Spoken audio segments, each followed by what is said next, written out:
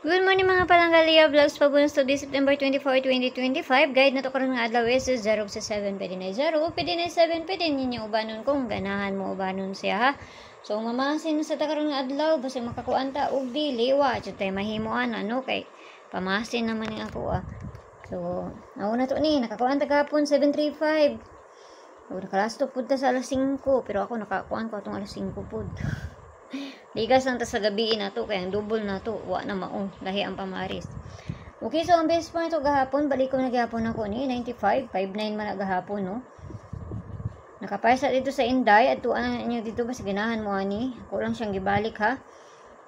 Ako lang siyang gibalik eh. Mao may nadiri sa ko ah. Ganahan ako magbalik-balik ani niya.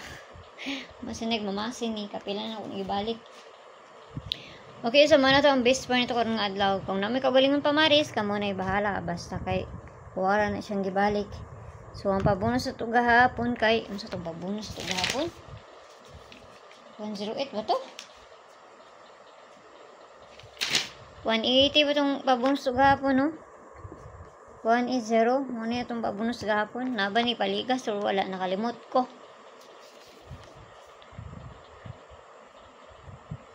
Kani, muna itong pabonus. Gahapon. 180 lagi ito.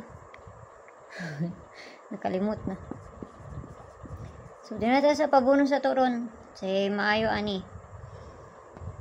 So, pabonus na to kay si 498. Siyempre, kinahanglan na ito nabalihon kay basig mabaliktad na. Pabalin niya kani. Siganahan mo anak kung doon sa inyo. Aglayo ganit sa inyo ha. Ayaw ninyo siya abay ha.